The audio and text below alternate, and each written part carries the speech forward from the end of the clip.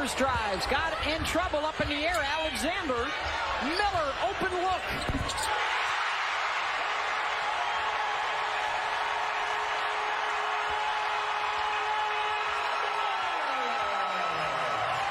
Huge three for Diamond Miller.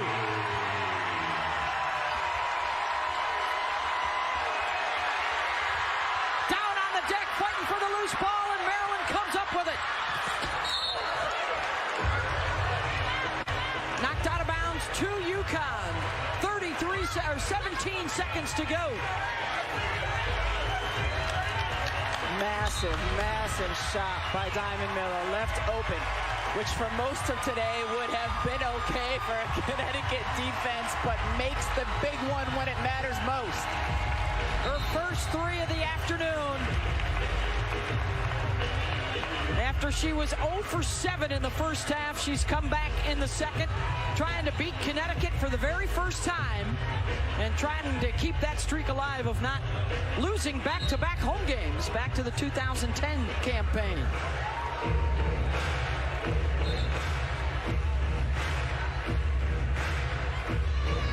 Already with ranked wins over Baylor and Notre Dame. They lost earlier this year to #1 South Carolina.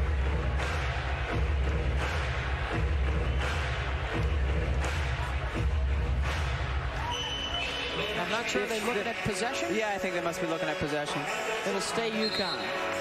But it gives Connecticut a timeout they wouldn't have otherwise had to figure out what they want to run offensively. They do not have any left. Huskies do have the possession arrow.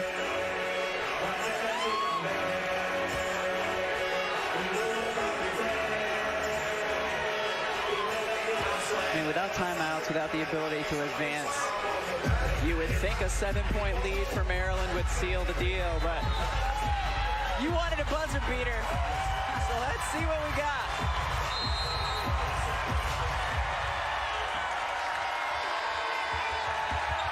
Lopez, Seneschal, baseline, pull up.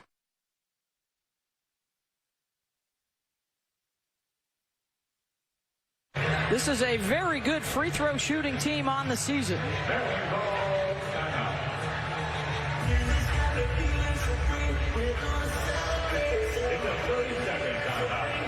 So Diamond Miller, who had just 2 points in that first half, 13 in the second half, and what looks like that dagger three just a moment ago.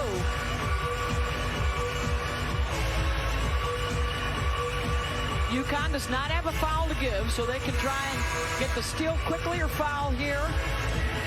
Yeah, they certainly don't want the foul to give, so they will try to get the steal if they can, and then if not, foul right away. Maryland's been very good from the free throw line though today, 11 of 14. Looks like the worst free throw shooter out there would be Lavender Briggs, #3, at 71% on the season. That's their worst. And of course, it can't be Lopez Seneschal that gives the foul for UConn. Inbound to Miller. And there's the foul.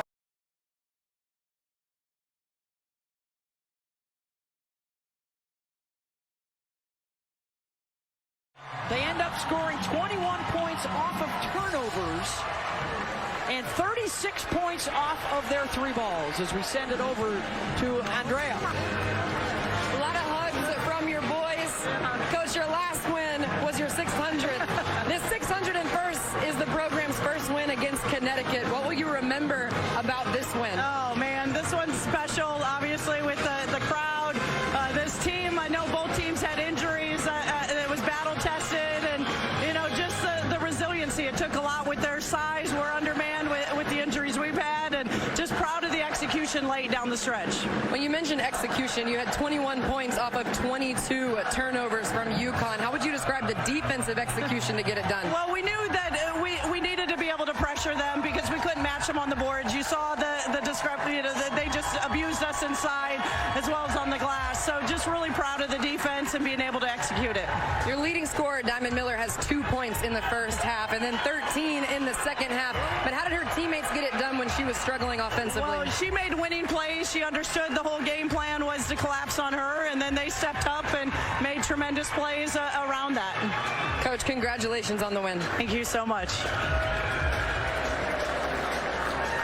Brenda Freeze and her boys celebrating the dub.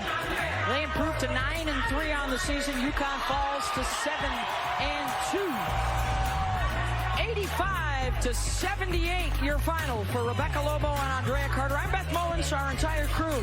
Hope you've enjoyed it here in College Park.